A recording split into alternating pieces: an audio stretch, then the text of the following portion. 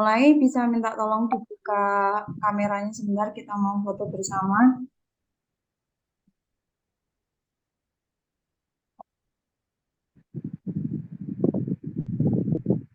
Terima kasih sudah bergabung.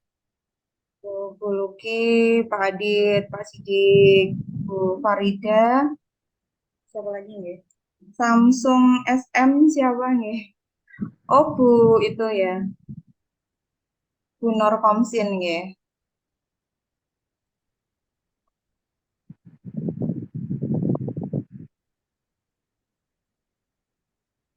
Bismillah, saya mulai. Assalamualaikum warahmatullahi wabarakatuh. Salam, damai sejahtera, Om Swastiastu, Namo Buddhaya, salam kebajikan, rahayu untuk kita semua yang ada di ruang virtual ini. Pada malam hari ini, saya akan melakukan diseminasi modul 1.4 Budaya Positif. Perkenalkan, saya calon guru penggerak Angkatan 8 dari Kota Semarang. Ini adalah fasilitator saya, ada Pak Wahyu Purnomo. Kemudian ini ada pengajar praktik saya, Bapak Lilik Kusnadi. Nah, sebelum saya mulai, kita berdoa dulu agar apa yang kita lakukan hari ini, yang kita usahakan hari ini untuk mendiseminasikan disiplin positif agar apa yang ada yang kita usahakan untuk anak-anak semuanya itu diberkahi oleh Allah, dimudahkan oleh Allah SWT. Berdoa menurut agama dan keyakinan masing-masing, berdoa dipersilahkan.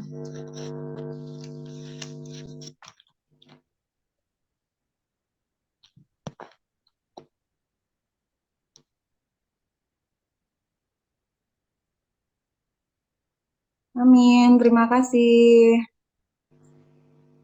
Bapak Ibu, ini apa? Share screen saya sudah kelihatan semua, nggih? Halo, Sudah.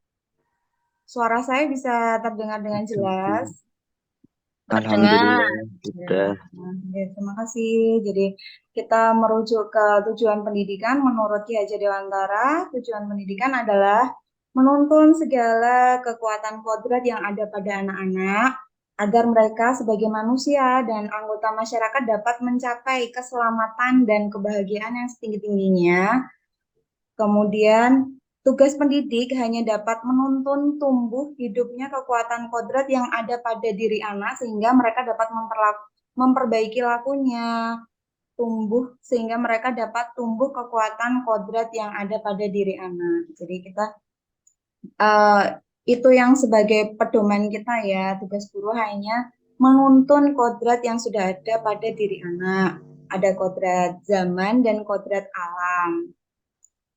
Kita tidak bisa memaksakan. Jadi sebagai seorang guru kita hanya seperti petani, kita bisa merawat bibit ini agar tumbuh sesuai dengan kodrat alam dan kodrat zamannya, tapi kita tidak bisa membuat mereka yang tadinya bibit jagung bisa tumbuh jadi padi gitu.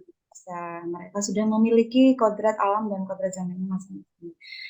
Nah, ini budaya positif.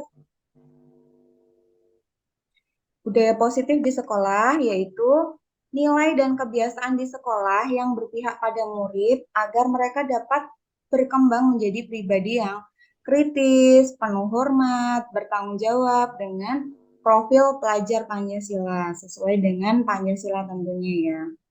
Nah, konsep utama pada budaya positif ini adalah perubahan paradigma belajar, di mana yang ini khususnya saya ya, biasanya dulu kalau saya ingin anak-anak saya itu menjadi anak yang pintar.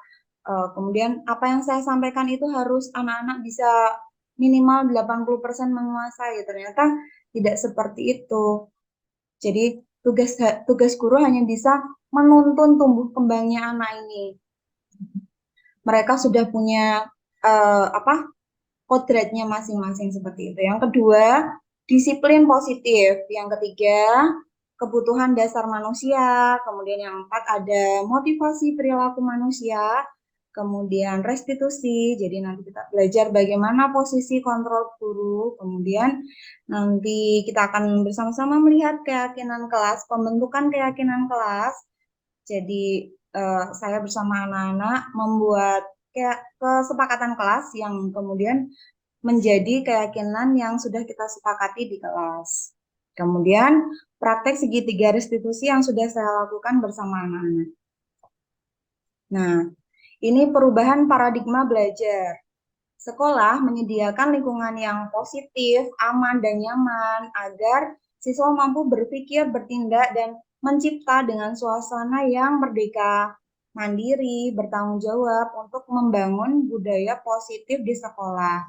Nah, ini tentu saja pendidikan pembelajaran yang dilakukan oleh guru haruslah pembelajaran yang berpihak kepada anak, sehingga anak merasa uh, menyenangkan, seru, agar mereka dapat mengembangkan daya kreativitas mereka.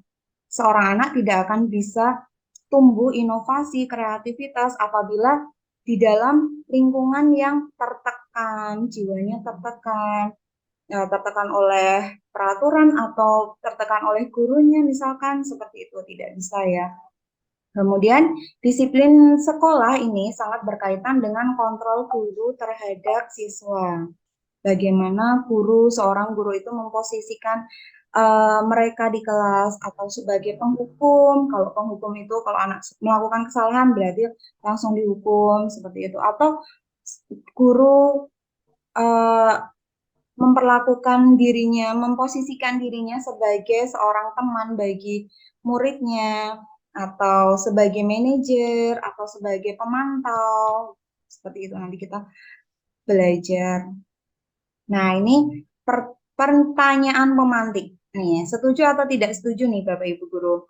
Hukuman dapat mendisiplinkan anak.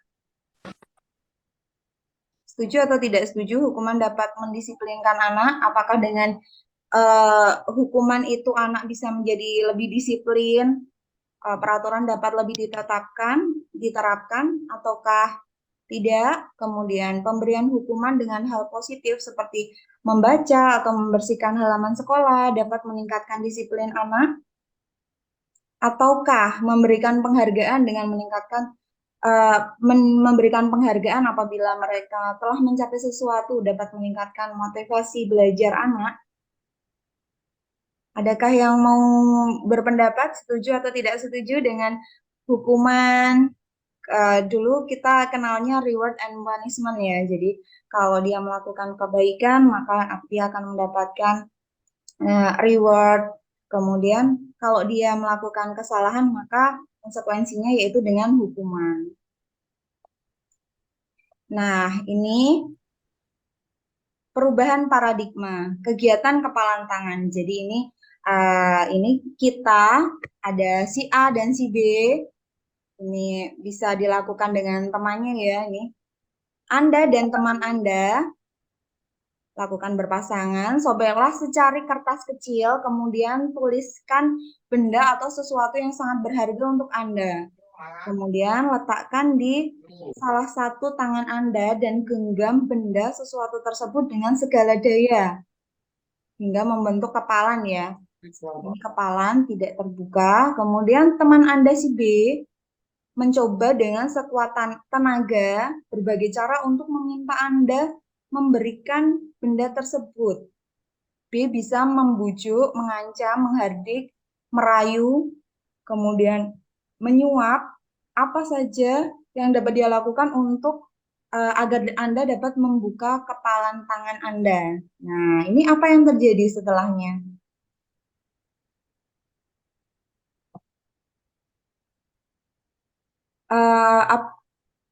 Apakah kita mau membuka tangan ini?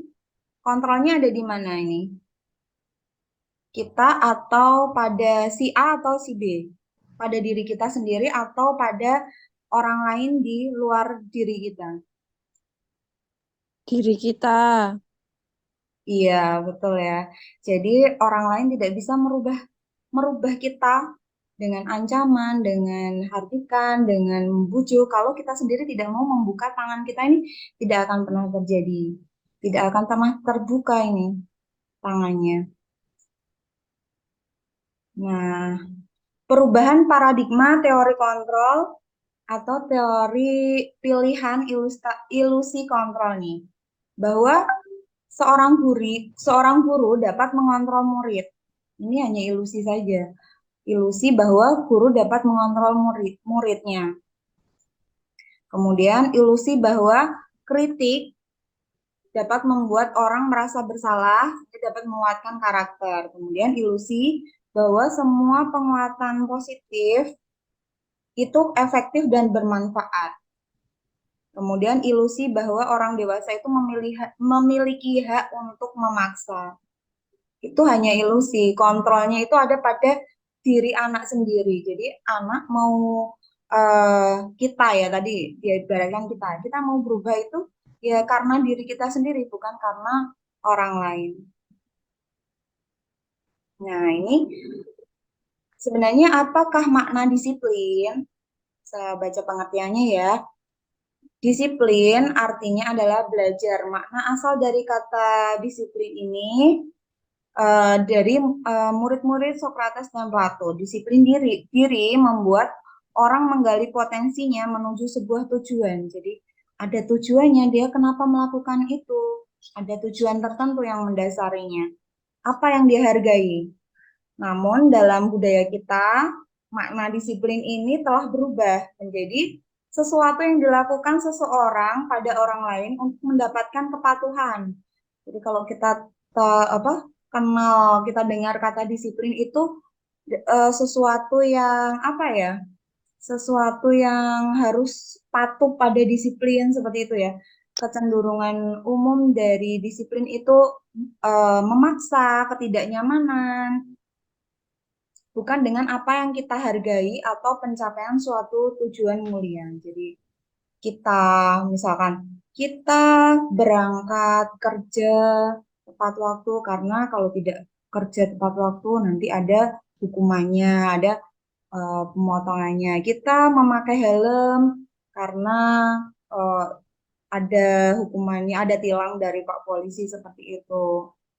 Nah, bukan itu yang kita ingin capai. Yang kita ingin capai yaitu kita melakukan disiplin karena ada sesuatu yang ingin kita capai. Kita memakai helm untuk keselamatan.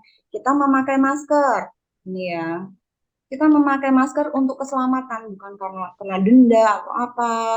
Jadi kita berangkat kerja tepat waktu karena sesuatu yang ingin kita capai. Kita ingin bermanfaat untuk bangsa dan negara seperti itu. Itulah yang ingin kita capai dari disiplin positif, bukan karena adanya reward atau adanya hukuman di balik apa yang kita lakukan. Nilai-nilai kebajikan universal. Bentar nih ada chat. Oh,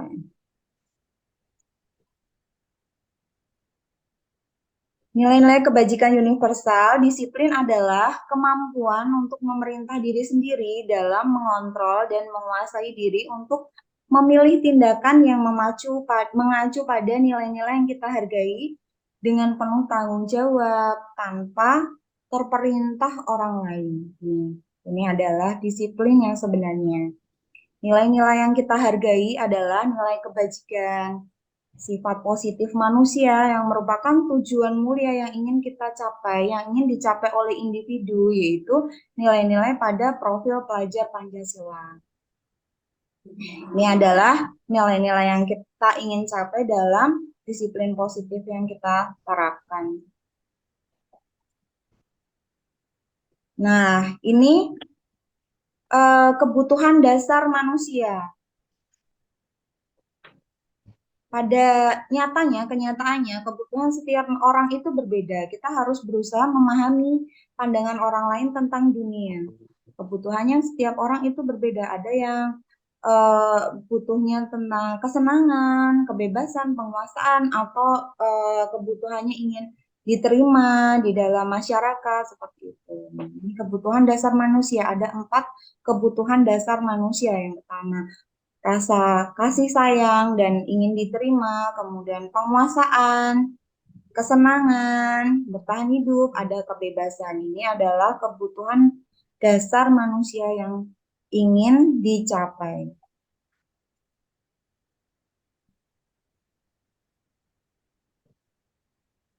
Nah, ini ada studi kasus ya, Bapak Ibu Guru.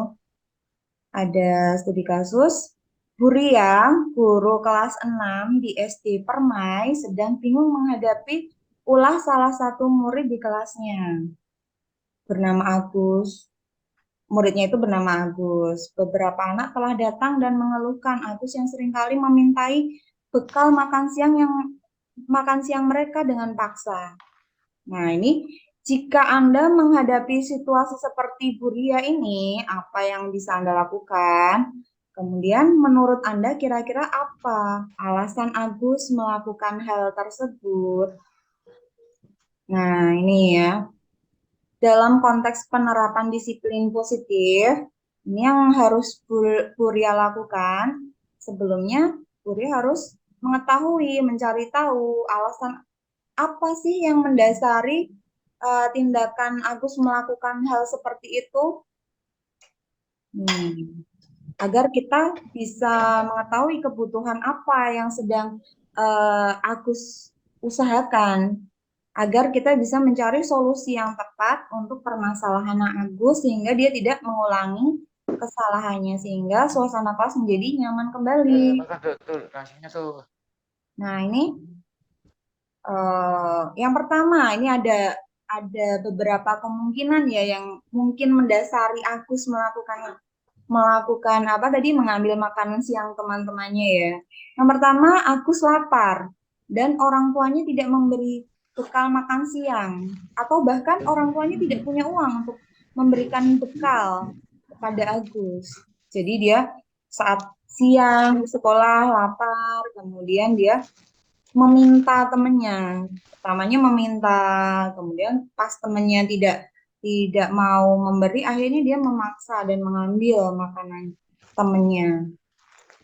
Ataukah ini yang pertama ya, itu kebutuhan dasar pangan. Jadi Agus merasa lapar. Yang kedua, teman Agus jadi perhatian kepada Agus. Nah, ini ada anak yang seperti ini. Jadi dia senang, dia ingin diperhatikan oleh temannya, diperhatikan oleh gurunya. Jadi dia seperti cari perhatian gitu di kelas, cari perhatian dengan dia mengambil bekal makan siang temennya. Kemudian kan eh, nanti teman-temannya kan pasti, oh ini loh si Agus, gitu Weh, ngobrol. mau kemana tuh? Ke taman ya? Gimana Pak Cu?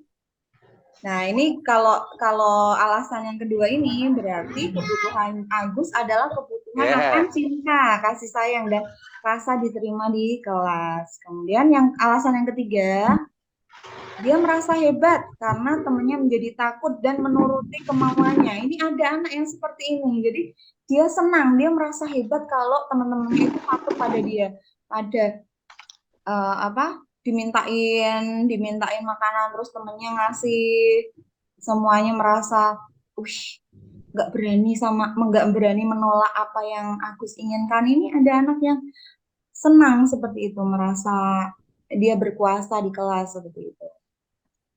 Yang keempat, Agus merasa bosan dengan bekal yang dibawanya. Misalkan bekal dari orang tuanya roti terus ya. Ini akhirnya Agus merasa bosan dengan bekal yang dibawanya. Kemudian bekal temannya kok lebih beragam. Ada buah, ada snack. Akhirnya yang terjadi Agus menjadi meminta bekal temannya dengan paksa. Jadi kebutuhan yang ingin Agus penuhi adalah kebutuhan akan kebebasan. Yang kelima, alasannya itu Agus hanya iseng dan dia menikmati wajah temannya yang kesal. Jadi ada anak yang dia hanya menggoda temannya, dimintain jajanan, dimintain makan siang. Itu dia senang kalau teman-temannya itu marah, terus kesal dengan dia. Jadi alasannya hanya iseng. hanya kesenangan saja yang dia cari. Ini ada eh, beberapa alasan yang mungkin bisa mendasari kenapa Agus mengambil makan siang temennya. Nah, ini semua perilaku anak manusia ya ini ya, itu memiliki tujuan. Motivasi perilaku manusia yang pertama yaitu untuk menghindari ketidaknyamanan atau hukuman. Jadi kalau kayak tadi kita menggunakan helm karena kita menghindari rasa tidak nyaman. Kalau ditilang itu tidak nyaman. Kita pakai masker, kita nggak pakai masker, nanti kita bisa ditegur jadi tidak nyaman. Kita berangkat kerja apa namanya tepat waktu agar menghindari hukuman, menghindari potongan, misalnya seperti itu. Nah ini untuk menghindari ketidaknyamanan atau hukuman itu motivasi eksternal dari yang berasal dari luar diri kita. Yang kedua, untuk mendapatkan imbalan atau penghargaan dari orang lain. Ini, misalkan seorang anak dia mengerjakan tugas dengan sungguh-sungguh, tapi alasannya untuk apa ini? Untuk mendapatkan penghargaan dari guru, untuk mendapatkan penghargaan dari temannya. Oh, ini anak ini pintar bisa mengerjakan tugas dengan benar. Kemudian kalau ada rewardnya, oh ini anak berhak mendapat reward karena dia berhasil menyelesaikan tugas dengan baik dan benar tepat waktu seperti itu. Ini motivasi eksternal, jadi berasal dari luar dirinya. Yang ketiga, untuk menjadi orang yang mereka inginkan dan menghargai diri sendiri dengan nilai-nilai yang mereka percaya. Jadi kita seorang anak itu berangkat pagi ke sekolah karena memang ingin belajar, ingin menjadi pintar. Nah, ini yang akan kita capai, yang ingin kita capai ini seperti ini. Tujuan disiplin positif. Jadi motivasi di dalam diri anak.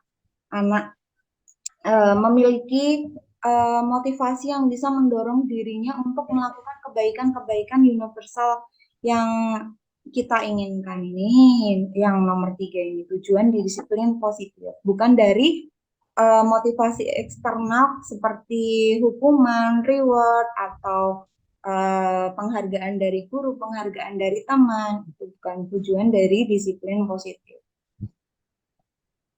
Nah, ini studi kasus lagi, hukuman dan sanksi konsekuensi ini. Iva kurang menguasai pelajaran matematika, sehingga pada saat pelajaran tersebut berlangsung, dia lebih banyak diam atau menggambar di buku pelajarannya. Pada saat guru matematikanya, Pak Seno, ini guru matematikanya Iva, Pak Seno, menanyakan pertanyaan, Iva menjadi gugup dan tak sengaja menjatuhkan tasnya dari kursi, serta tiba-tiba menjadi gagap pada saat berupaya menjawab. Seluruh kelas pun tertawa melihat perilaku Iva yang bicara tergagap dan terkejut tersebut. Pak Seno pada saat itu membiarkan teman-teman Iva menertawakan Iva yang tergagap dan malu luar biasa. Dan malahan meminta Iva untuk maju ke depan dan berdiri di depan kelas sambil menunjuk hidungnya karena dia tidak bisa menjawab pertanyaan Pak Seno. Kemudian kelas menjadi gaduh dan anak-anak pun tertawa melihat Iva di depan kelas memegang ujung hidungnya. Nah, apakah Anda setuju dengan tindakan Pak Seno terhadap Iva? Ada yang mau berkomentar? Apakah Anda setuju dengan apa yang dilakukan Pak Seno?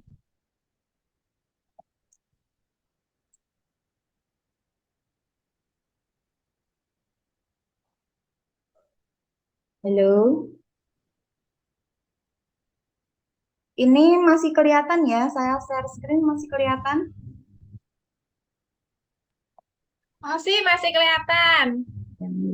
Dewi? mau berpendapat Bu Dewi, apakah setuju dengan tindakan Pak Seno terhadap Iva, Bu Dewi?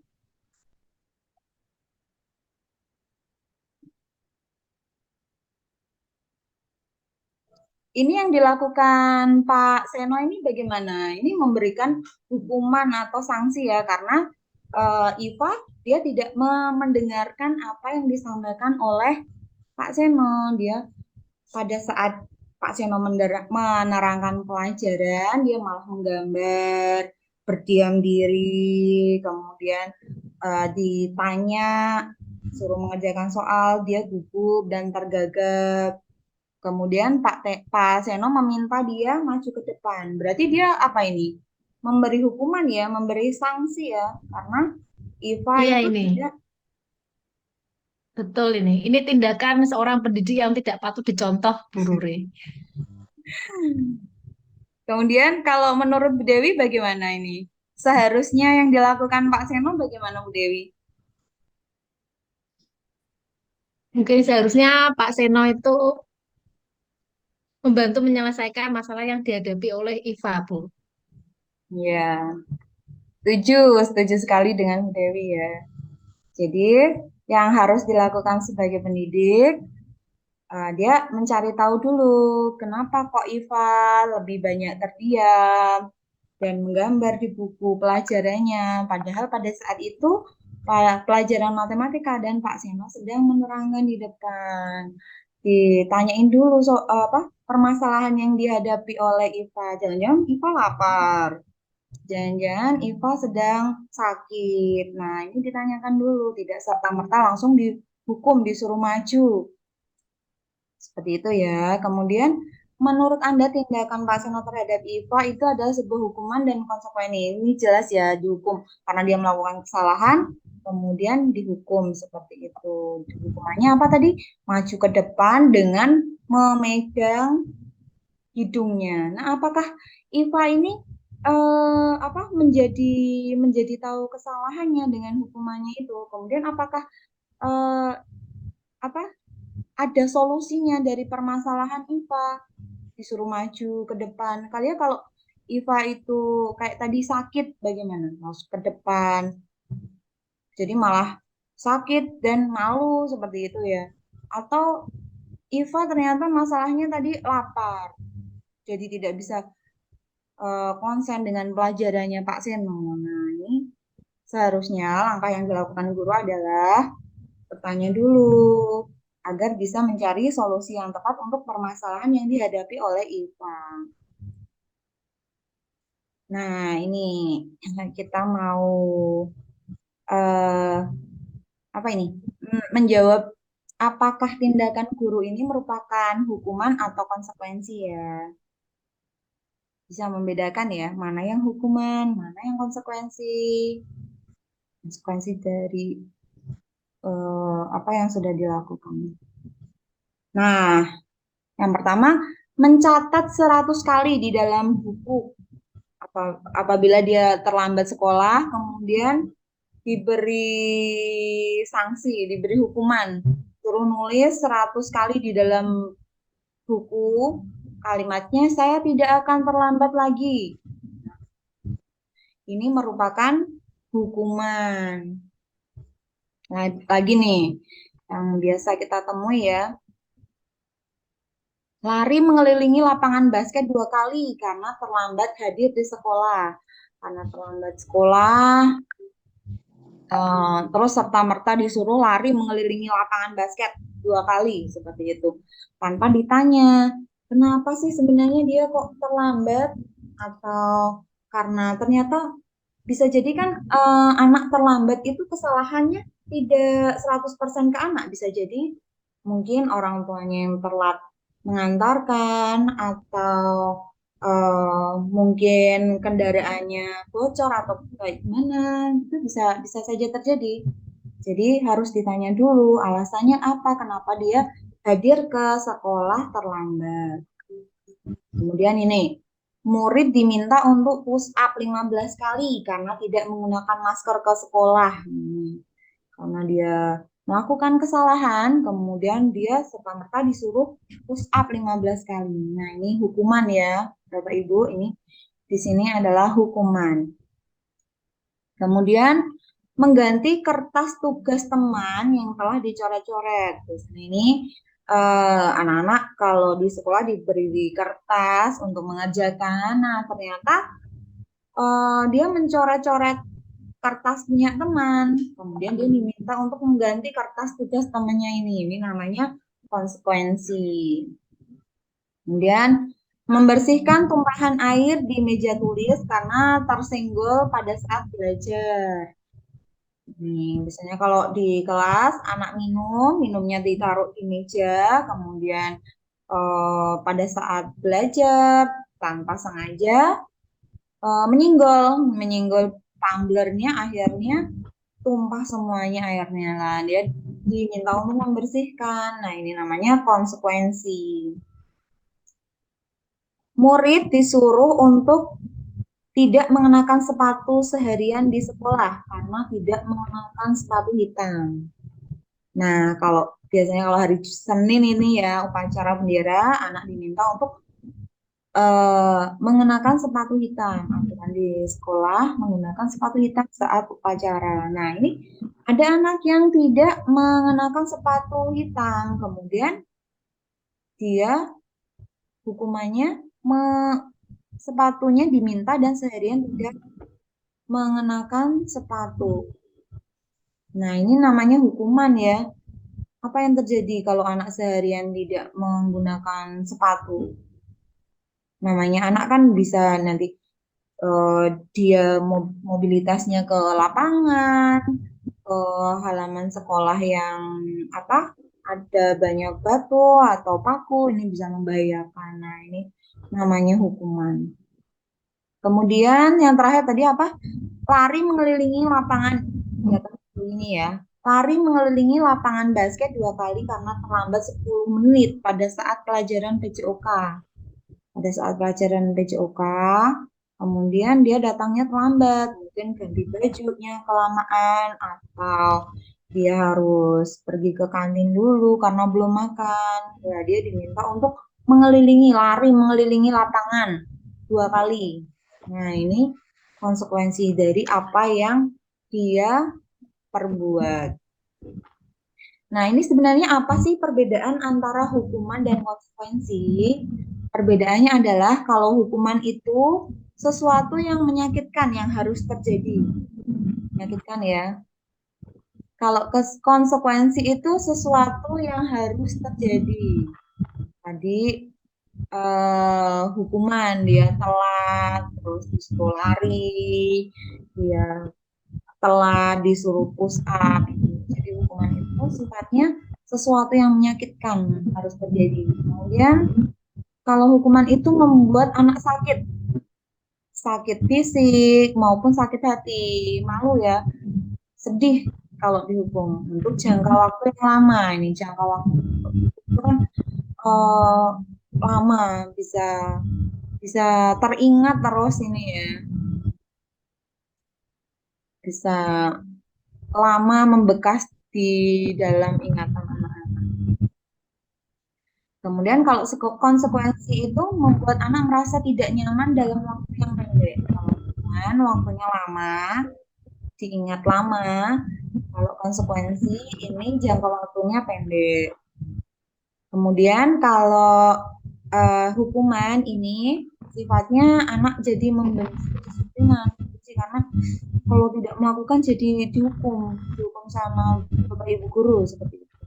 Nah, kalau konsekuensi, karena anak tahu ya alasannya kenapa dia melakukan itu, sehingga dia mendapatkan konsekuensi ini. Jadi anak dapat menghargai disiplin. Kemudian kalau hukuman ini sifatnya adalah paksaan. Harus seperti ini, seperti itu. Hukuman merupakan paksaan ya. Kalau konsekuensi itu stimulus atau tanggapan dari apa yang dia lakukan. Kalau hukuman mendorong anak untuk menyakiti diri sendiri. Karena tadi ya rasa dihukum itu kan menyedihkan, terus malu sama teman-teman, dan itu memberi membuat anak sakit secara fisik maupun secara hati dalam jangka waktu yang lama. Ya, ini membuat anak bisa dapat menyakiti diri sendiri. Kalau konsekuensi ini mendorong anak agar mudah menyesuaikan diri.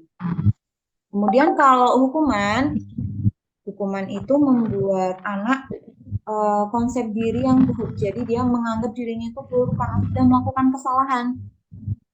Sedangkan kalau konsekuensi ini konsep dirinya baik. Oh iya dia aku sudah menumpahkan air sehingga mejanya basah semua. Jadi aku harus merapikan kembali, aku harus mengelap apa yang sudah tumpah ini. Nah, kalau hukuman ini sifatnya anak belajar untuk menyembunyikan kesalahan karena dia takut dihukum, akhirnya menjadi tidak jujur, berbohong agar tidak mendapatkan hukuman. Nah, kalau beda dengan konsekuensi, anak jadi belajar untuk mematuhi peraturan. Oh iya, aku harus hati-hati. Kalau nggak hati-hati nanti tumblernya tumpah dan aku harus membereskan, harus ngepel, harus ngelapi. Nah, seperti itu. Nih, kalau hukuman, kemudian ini ya yang terakhir, kalau hukuman itu anak menjadi marah, kemudian ada rasa bersalah, dipermalukan. Anak kan kalau mendapatkan hukuman itu malu dengan teman. Kemudian dia merasa tidak dihargai. Beda dengan konsekuensi. Nih, konsekuensi ini untuk sementara sifatnya jadi anak kehilangan haknya, dibuat tidak nyaman, sama sih tidak nyaman ya, tapi hanya untuk sementara. Tadi harus mengelap air yang tumpah dari tumbler karena kesenggol itu kan dia jadi teman-temannya udah istirahat dia harus membereskan apa yang dia tumpahkan itu anak-anak jadi kehilangan haknya untuk istirahat kemudian dia dibuat tidak nyaman tapi hanya untuk sementara hukuman tadi waktunya lama karena anak sakit secara fisik maupun mental. Nah, ini kemudian restitusi. Restitusi adalah solusinya ya, restitusi. Restitusi adalah proses menciptakan kondisi bagi murid untuk memperbaiki kesalahan mereka. Yang tadi terlambat, yang tadi tidak menggunakan sepatu hitam saat upacara, yang tadi dia menumpuk tumbler. Nah, mereka diajak untuk memperbaiki kesalahan mereka sehingga mereka bisa kembali pada kelompok mereka dengan karakter yang lebih kuat. Kemudian restitusi juga merupakan proses kolaborasi yang mengajarkan murid untuk mencari solusi terhadap permasalahan mereka dan membantu murid berpikir tentang orang seperti apa yang mereka inginkan menjadi tujuan kuliah dan bagaimana mereka harus memperlakukan orang lain. Ini kalau restitusi itu guru membantu murid untuk menemukan solusi. Jadi solusinya itu datang dari ide anak sendiri, bukan paksaan dari guru. Seperti itu. Nah, ini posisi kontrol guru pada saat proses restitusi menghukum. Kemudian yang kedua, membuat rasa bersalah. Yang ketiga, sebagai teman. Yang keempat, pemantau. Yang kelima yaitu manajer. Bagaimanakah guru memposisikan dirinya? Nah, ini ya. Motivasi. Ini guru berbuat nih kalau identitas kita nih ya. Jadi dia guru itu menghadiri menunjuk menyakiti anak secara fisik maupun secara hati, menyindir. Itu tadi yang hukuman. Kemudian guru berkata, kalau kamu tidak melakukan, awas ya, rasakan. Nah ini kalau guru zaman dulu ya, kalau guru zaman sekarang, insya Allah tidak ada. Sudah tidak ada. Sudah banyak perubahan. Kemudian kalau pembuat rasa bersalah itu cirinya ya berceramah dan seharusnya kamu kayak gini, misalnya kamu tidak melakukan ini, ibu kecewa dengan kamu. Terus kamu seharusnya kamu seharusnya kayak gini, kamu kan sudah tahu ini, ibu lelah sekali mengatakannya, ibu stres. Nah, itu kan membuat anak merasa bersalah. Sebenarnya halus ya, terdengarnya halus, tapi ini juga tidak baik untuk uh, psikis anak, karena anak jadi merasa bersalah, merasa dirinya itu jelek, dia merasa gagal. Ini identitas gagal. Kemudian identitas berhasil atau sukses, kontrol dari luarnya. Kalau nih teman-temannya membuat alasan-alasan untuk muridnya. Kalau pemantau menghitung dan mengukur. Kalau posisi guru sebagai pemantau dia menghitung dan mengukur. Kemudian kalau manajer dia mengajukan pertanyaan-pertanyaan. Nah, ini yang kalau guru penghukum itu seperti ini ya. Awas ya, kalau kamu tidak melakukannya, rasakan ini ya. Nanti kamu dihukum. Kemudian memberontak, menyalahkan orang lain, berbohong. Nih, hasilnya malah seperti ini. Anak akan tidak bisa menyadari kesalahannya, malah dia kalau melakukan kesalahan berbohong, mengumpat apa ya, bersembunyi. Karena apa? Dia takut hukuman, dia menghindari hukuman. Kemudian kaitannya dengan dunia berkualitas, murid meletakkan guru di luar dunia berkualitas. Nah, ini guru ini jadi jelek di mata murid karena apa? Oh, Bu A ini Pak atau si Pak B ini sukanya menghukum. Nah, ini murid bisa berkata, biarkan saja nanti juga marah-marah lagi. Nah, ini dampaknya seperti ini ya. Kemudian yang terjadi apa? Murid malah mengulangi kesalahan lagi. Dia tidak sadar. Dia tidak menyadari apa yang menjadi kesalahannya. Kalau membuat rasa bersalah ini tadi, ibu kecewa sama kamu. Seharusnya kamu seperti ini. Nah, kamu seharusnya sudah tahu. Ibu lelah sekali. Nah, anak jadi merasa sedih, merasa dirinya itu salah. Kemudian hasilnya anak ini menyembunyikan, menyangkal, berbohong seperti itu.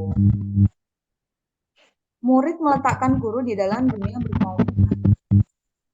Memang sih murid tidak dendam dengan guru, tapi efeknya apa? Efeknya anak merasa rendah diri karena dia merasa jelek, karena dia merasa gagal.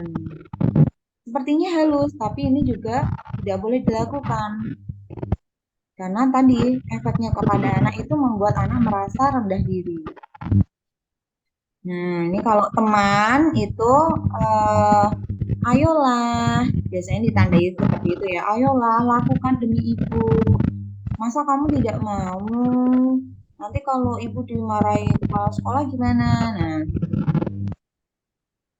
ini berarti guru memposisikan murid sebagai teman.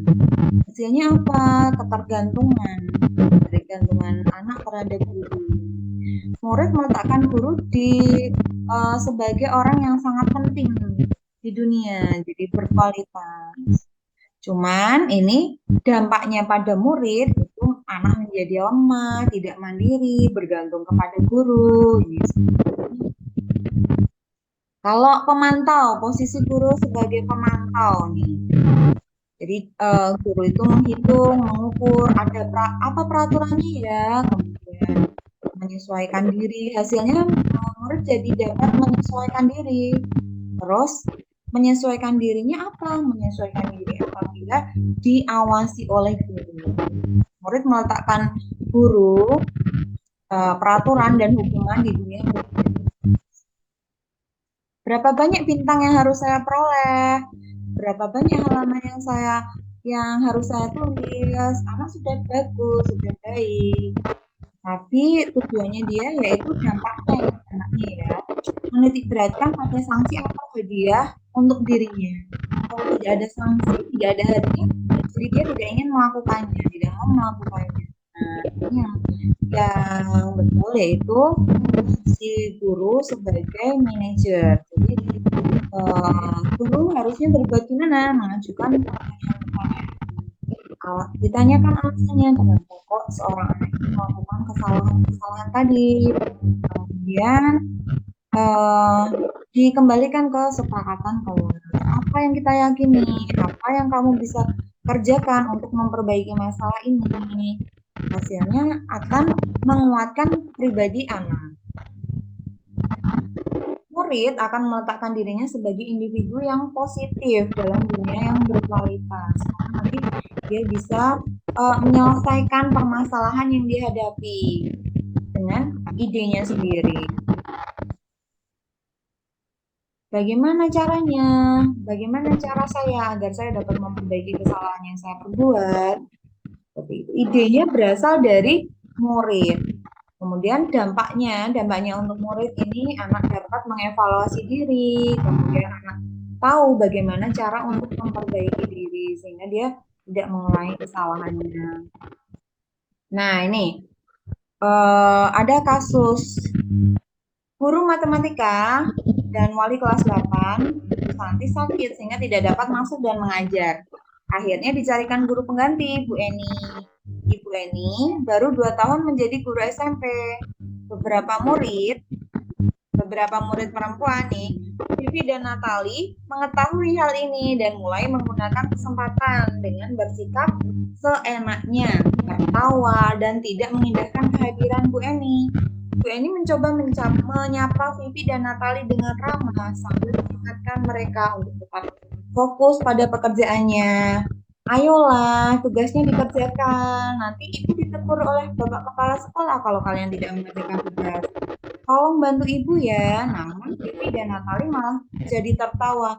Ah ibu, santai saja bu. Mereka tidak mengerjakan tugas dan malah mengobrol. Nah ini. Kemudian keesokan harinya nanti memanggil Vivi dan Natali serta menanyakan tentang laporan Bu Eni. Ibu Santi menanyakan apakah mereka bersedia memperbaiki kesalahan yang mereka lakukan. Vivi dan Natali sempat ragu dan membela diri. Namun pada akhirnya mereka mengatakan akan meminta maaf. Bu Santi menanggapi bahwa tindakan itu boleh saja dilakukan bila mereka sungguh-sungguh ingin minta maaf.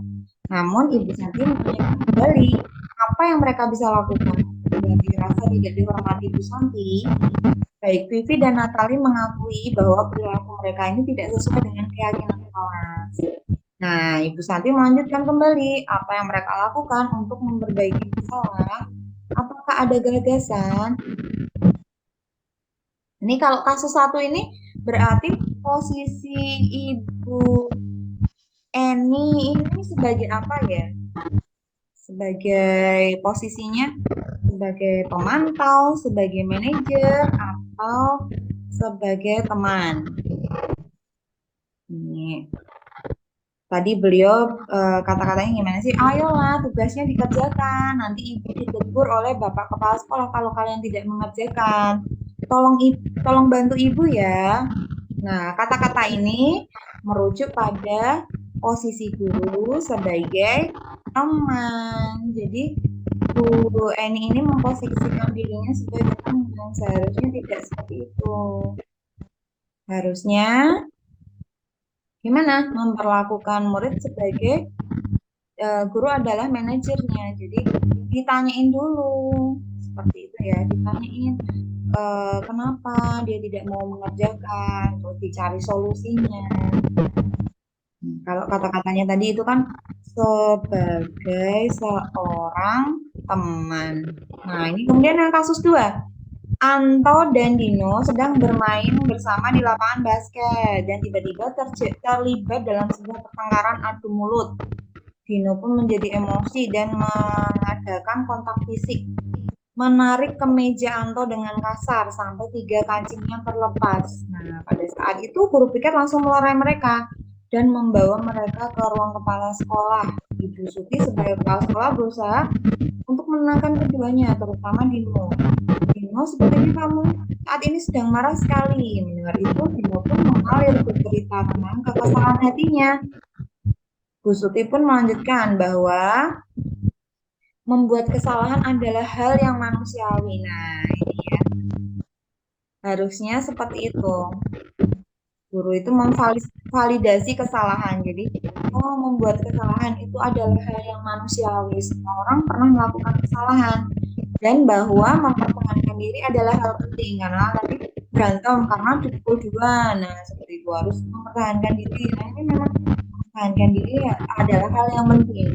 Namun meminta Dina untuk memikirkan cara yang lain yang mungkin lebih efektif. Karena saat ini Dino berada di ruang kepala sekolah.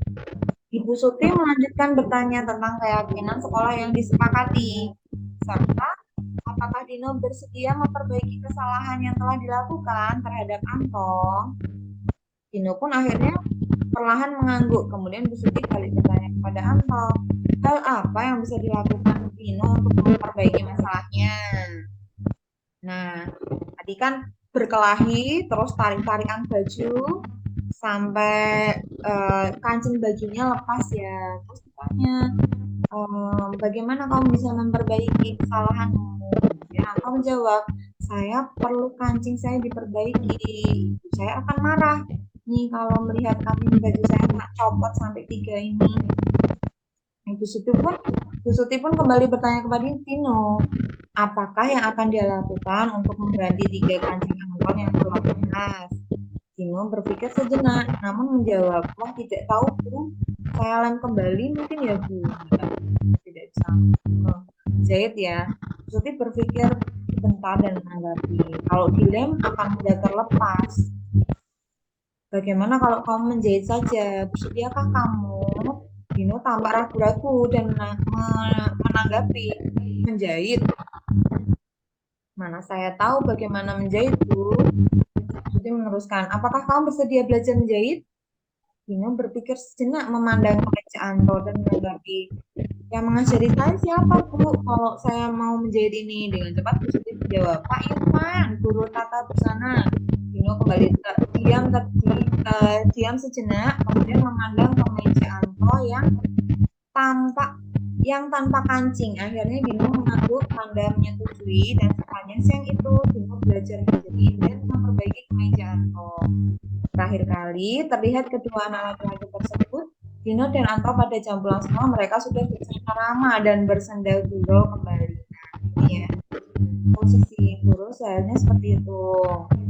Sebagai manajer, jadi memvalidasi kesalahannya, menanyakan keyakinan, sampai akhirnya dia bisa kembali lagi ke lingkungannya nih. Dia mengemukakan ide bagaimana untuk menyelesaikan permasalahan yang sudah terjadi. Dia akhirnya berlatih menjahit sama Pak Irfan agar bisa memperbaiki kemeja seperti itu. Nah, ini keyakinan kelas adalah nilai-nilai kebajikan atau prinsip universal yang diajukan bersama secara universal terlepas dari perbedaan agama, suku, negara, dan bahasa. Jadi, semuanya ini mengakui nilai-nilai kebajikan. Nah, ini kemudian karakteristik keyakinan kelas. Keyakinan kelas sifatnya abstrak daripada peraturan. Kalau peraturan kan jelas, tidak boleh berisik, tidak boleh ngomong sendiri saat pelajaran. Peraturan kan gitu. Nah, tapi kalau keyakinan kelas itu sifatnya lebih abstrak. Kemudian keyakinan kelas berupa pernyataan yang universal yang bisa diterima oleh semua orang, baik itu dengan perbedaan latar belakang agama, suku, bahasa. Pernyataan keyakinan kelas bersifat positif. Kemudian jumlahnya tidak banyak dan mudah dipahami. Kemudian merupakan sesuatu yang dapat diterapkan di lingkungan tersebut. Karakteristik yang selanjutnya yaitu semua warga kelas berkontribusi pada pembuatan keyakinan kelas. Jadi semuanya ikut terlibat.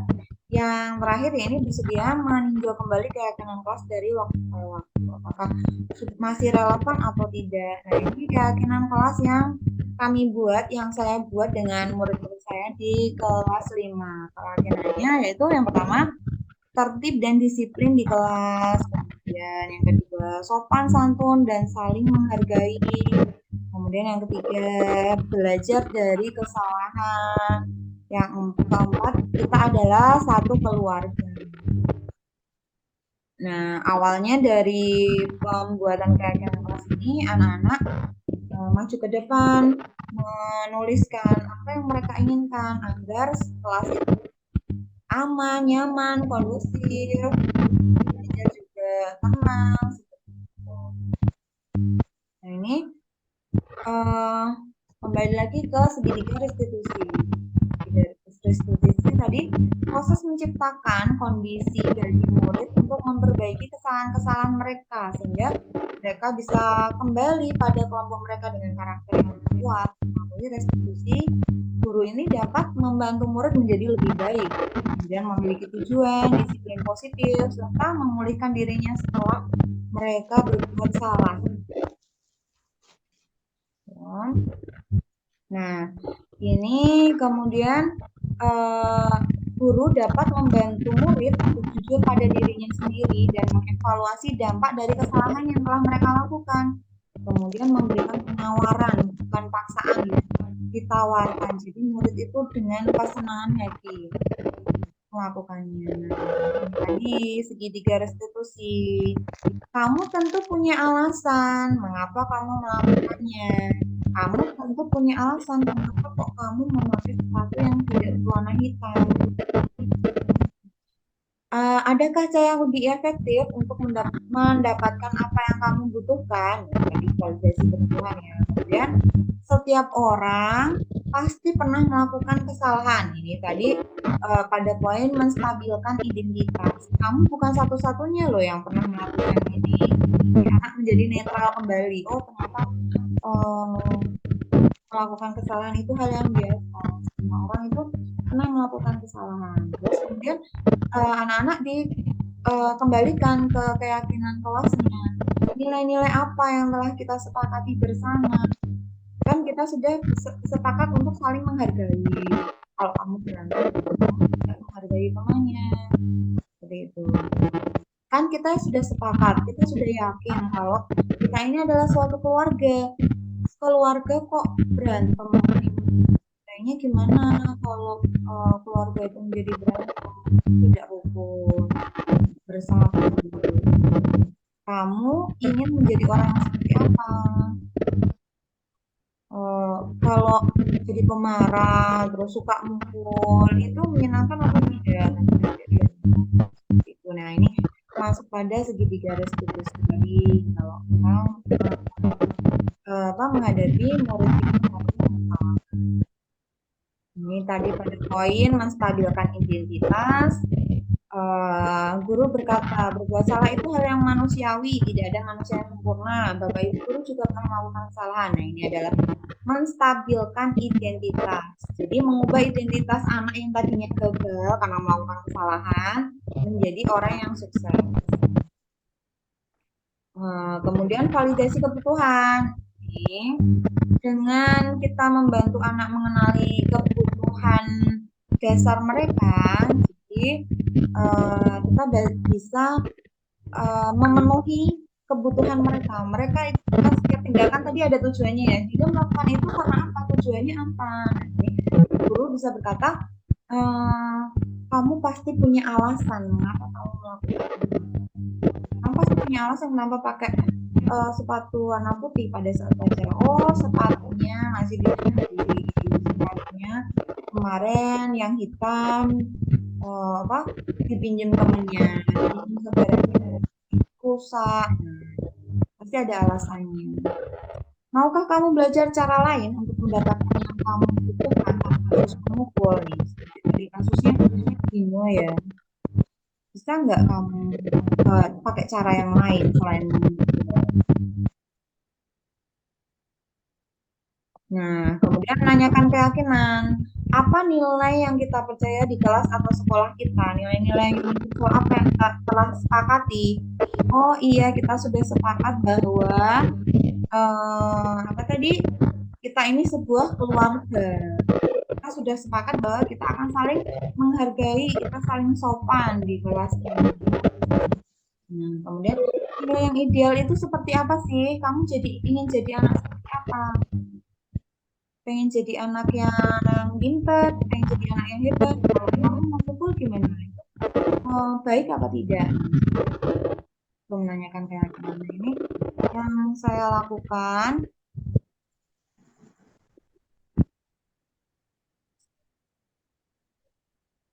Waalaikumsalam. Iya, Amin.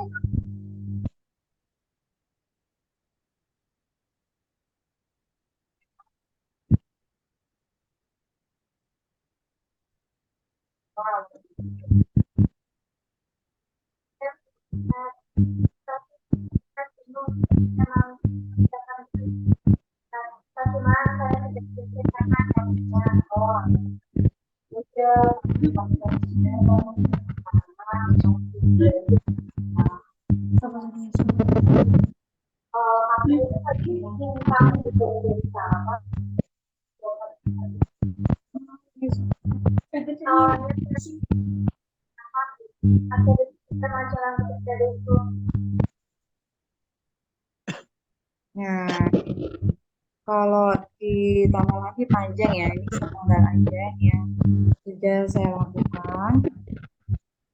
Nah, seperti itu tadi ya Bapak Ibu Guru semuanya. Tadi adalah kita belajar bersama tentang penerapan disiplin positif yang saya lakukan di dengan dengan kelas, kemudian melakukan restitusi pada permasalahan siswa.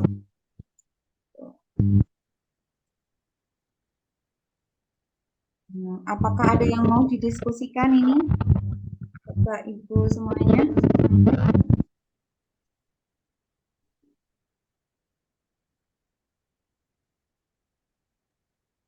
Tidak? Tidak ada? Kalau tidak ada, kita... Terima kasih ilmunya, Bu Ruri, keren. Terima kasih kembali Bu Dewi. Terima kasih sudah ikut bergabung di Zoom. Bisa minta tolong untuk buka kamera sebentar. Tadi pas pertama mulai ada yang bisa membuka kameranya.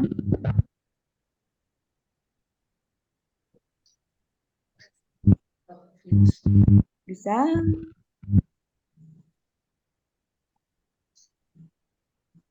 Oh, ada Bu Ervita, terima kasih. Ada Pak Adit, ada Pak Sidik, terima kasih. Pak Jumadi, ada yang mau disampaikan, Pak Jumadi? Bisa buka kamera sebentar. Ada Farik, ada apa? Ya udah, ini seadanya aja deh. Kita foto dulu. 1, 2, 3.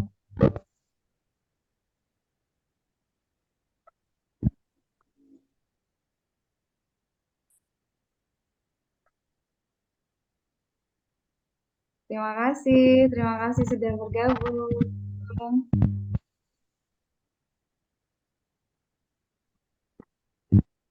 Terima kasih.